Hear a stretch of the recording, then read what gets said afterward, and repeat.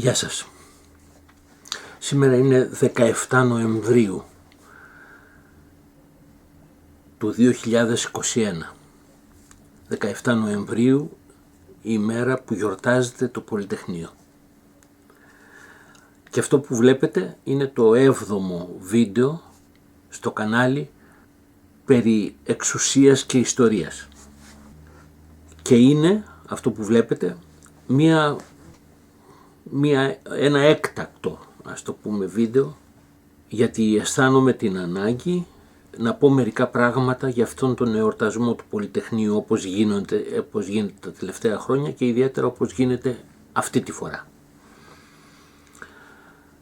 Έκανα προηγούμενα ένα έκτακτο βίντεο που αφορούσε το Θεοδωράκη και το θάνατό του. Το Θεοδωράκη με την αφορμή του θανάτου του, και κάνω και αυτό το έκτακτο βίντεο με αφορμή τη γιορτή του Πολυτεχνείου όπως γίνεται, όπως είπα, αυτή τη φορά.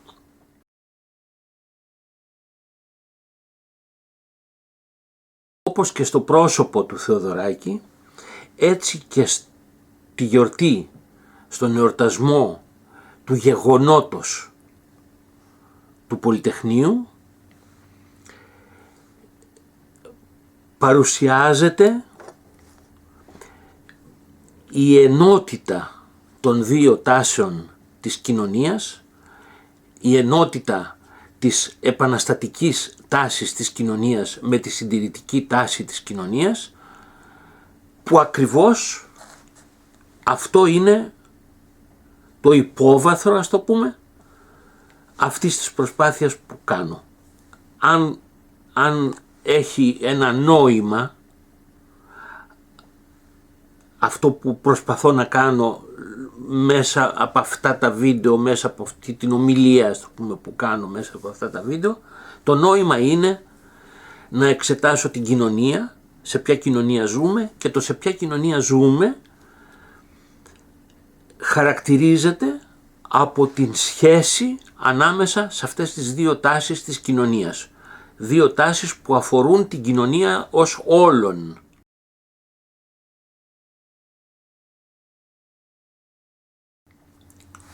Γιατί γιορτάζουμε την εξέγερση του Πολυτεχνείου? Τι είναι ως γεγονός η εξέγερση του Πολυτεχνείου ώστε να έχει επετείους και να τη γιορτάζουμε κάθε τόσο? Έχει νόημα γιατί η εξέγερση είναι ένα φαινόμενο που αφορά ολόκληρη την κοινωνία. Δεν έχει σημασία ποιος παίρνει μέρος στην εξέγερση, ποιος είναι αδιάφορος για την εξέγερση, ποιος επιτίθεται στην εξέγερση, ποιοι σκοτώνονται και ποιοι δεν σκοτώνονται, και ποιοι σκοτώνουν ακόμα, αν θέλετε. Το γεγονός της εξέγερσης είναι μία σύγκρουση που εκφράζει απολύτως την κοινωνία στη στιγμή που γίνεται αυτή η εξέγερση.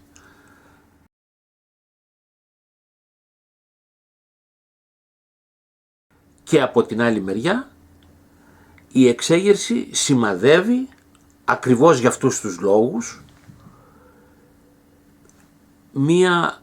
ένα ιστορικό σταθμό, καμπής μερικές φορές ή και όχι καμπής, στην ιστορία της κοινωνίας. Για το Πολυτεχνείο το 1974, ό,τι προηγήθηκε και ό,τι ακολούθησε είναι ένας ιδιαίτερος σταθμός. Σε αυτό το 7ο βίντεο που κάνω θα μιλούσα για το 1974 και θα μιλήσω για το 1974, γιατί θα το κάνω αμέσως μετά από αυτό.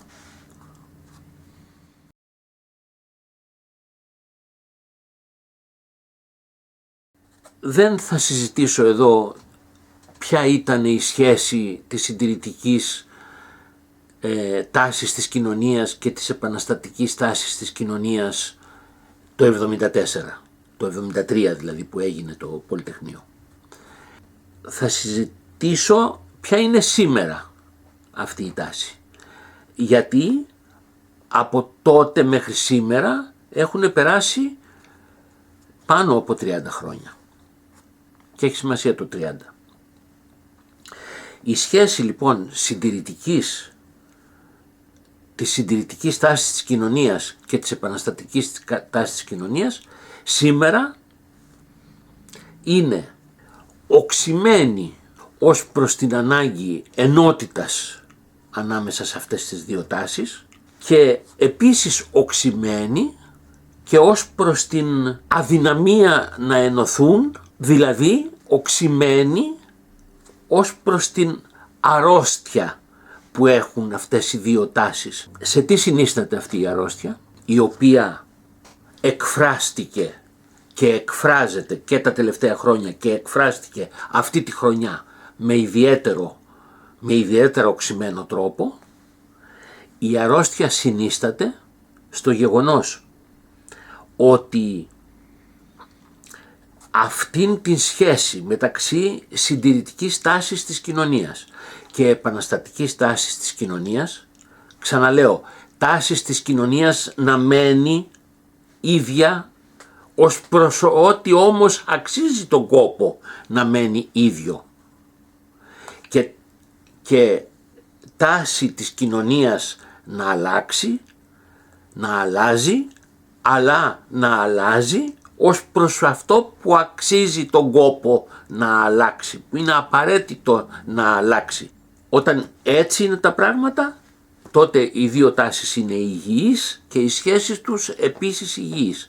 Από τη στιγμή που η μεν συντηρητική τάση, και το λέω ευθέως, θέλει να συντηρήσει αυτή τη στιγμή ή επηρεάζεται από αυτό που θέλει να συντηρήσει η πολιτική της εκπροσώπηση όπως είναι σήμερα, που είναι τι να συντηρήσει, το φασισμό στην πραγματικότητα, και η επαναστατική τάση της κοινωνίας εκφράζεται από αυτούς που την εκφράζουν σαν προσπάθεια να συντηρήσουν τον οπορτουνισμό.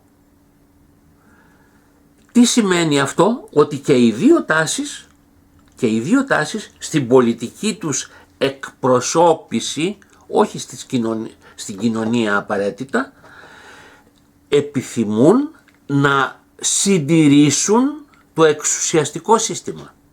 Και οι δύο ακριβώς με τον ίδιο τρόπο, δίνοντας έτσι η μία προσχήματα στην ύπαρξη της άλλης. Πώς εκφράστηκε αυτό?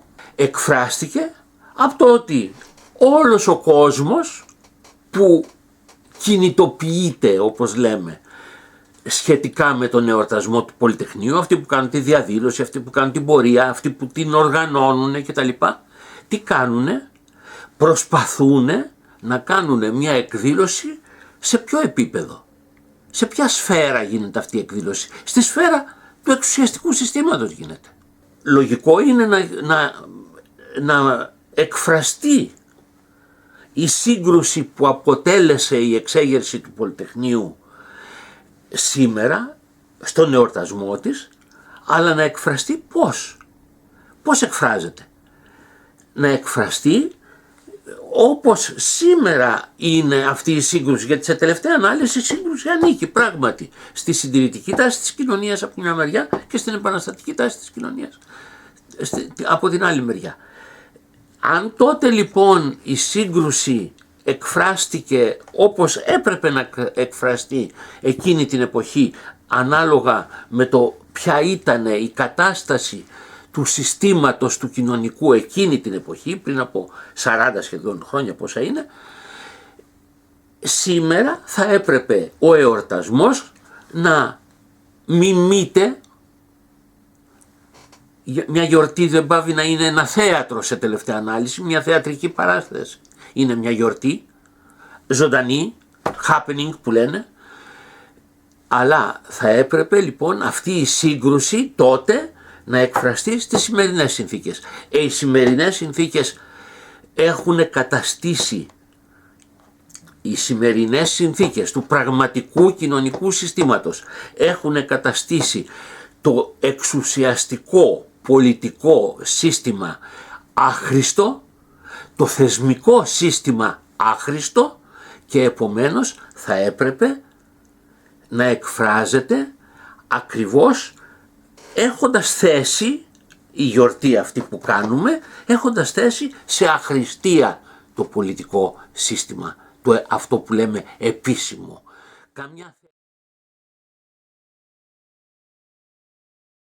Καμιά θέση δεν είχε η κυρία Πρόεδρος της Δημοκρατίας να είναι στο Πολυτεχνείο, καμιά θέση δεν είχε η Νέα Δημοκρατία να έρθει στο Πολυτεχνείο, καμιά θέση δεν είχε ο ΣΥΡΙΖΑ να έρθει στο Πολυτεχνείο και ούτε το ΚΚΕ, ούτε οι λεγόμενες εξοκοινοβουλευτικές οργανώσεις, ούτε οι αντιεξουσιαστές, ούτε κανένας από αυτούς τους οργανωμένους εκφραστές ποιας της σημερινής πολιτικής που είναι δεσμευμένοι στο εξουσιαστικό σύστημα.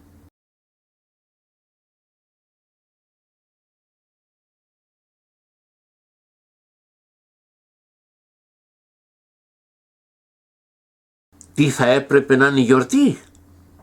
Θα έπρεπε να είναι η γιορτή η ενότητα της τάσης της συντηρητικής της κοινωνίας με την τάση την επαναστατική της κοινωνίας, που θα γιόρταζε παραδείγματος χάρη το Πολυτεχνείο όπως γιορτάζουμε σήμερα οι άνθρωποι.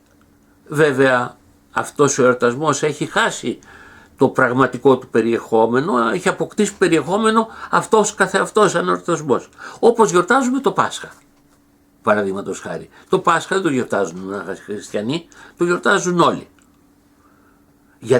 Γιατί αφορά ολόκληρη την κοινωνία. Η κοινωνία σήμερα είναι αυτό που την έχω περιγράψει εγώ, είναι συγκροτημένη όπως και τότε πάνω σε μια επαναστατική τάση και πάνω στη σχέση επαναστατικής τάσης και συντηρητικής τάσης, και το γιορτάζουμε λοιπόν το Πάσχα, την Ανάσταση του Κυρίου, όλοι μαζί, είτε πιστεύουμε στον Κύριο είτε δεν πιστεύουμε. Γιατί πιστεύουμε στην έννοια της Ανάστασης. Όλοι πιστεύουν. Δεν τυχαίο ότι οι αριστεροί λένε καλή Ανάσταση και καλή Επανάσταση, παραδείγματος χάρη. Λέγανε. Τώρα δεν ξέρω τι λένε.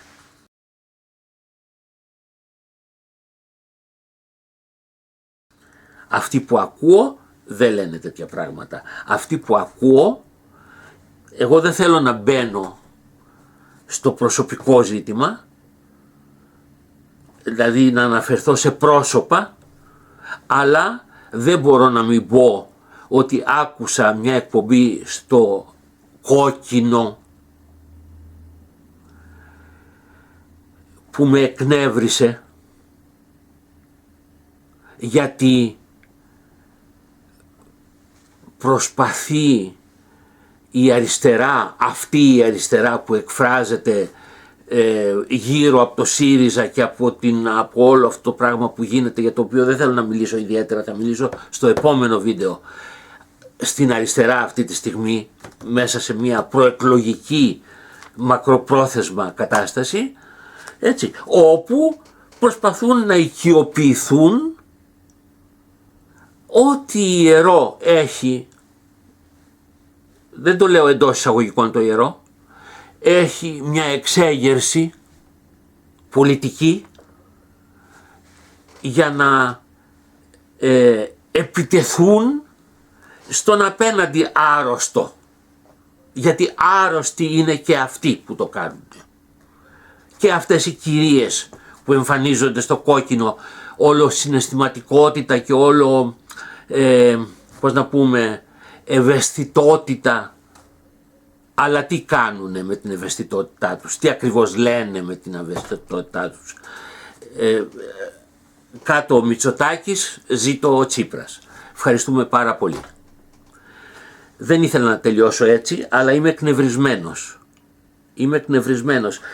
Εγώ θα προσπαθήσω στα βίντεο που κάνω να μην εκνευρίζομαι. Αλλά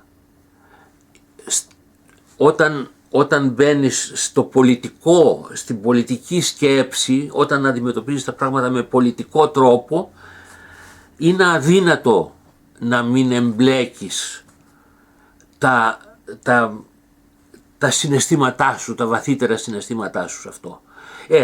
Με ενοχλεί λοιπόν αυτό εμένα. Με ενοχλεί. Δεν με αφήνουνε, και ελπίζω ότι και άλλους ανθρώπους δεν τους αφήνουνε να χαρούνε, να νιώσουν αυτή την ιερότητα της στιγμής. Δεν την σπηλώνει μόνο ο κύριος Μητσοτάκης την ιερότητα της εξέγερσης του Πολυτεχνείου, τη σπηλώνουν κυρίως αυτοί που θα έπρεπε να την προστατεύουν. Συγγνώμη για τον εκνευρισμό, φαντάζομαι ότι πολλοί από αυτούς που είναι πιθανόν να ακούσουν αυτό το βίντεο θα ενοχληθούν από αυτά που λέω. Γράψτε από κάτω αν θέλετε ότι ενοχληθήκατε, αλλά έτσι είναι. Έτσι ακριβώς όπως το λέω είναι. Η εξέγερση, ανεξάρτητα από το τι ακριβώς έγινε σε αυτή την εξέγερση, σε τελευταία ανάλυση είναι μια εξέγερση, το πιο γνήσιο φαινόμενο που παρουσιάζεται στην κοινωνία μέχρι σήμερα. Και θα έπρεπε να το σεβόμαστε. Ευχαριστώ που με ακούσατε. Θα επανέλθω στην ηρεμία στο αμέσως επόμενο βίντεο, το οποίο προσπαθώ να ετοιμάσω με μεγάλη δυσκολία. Γεια σας.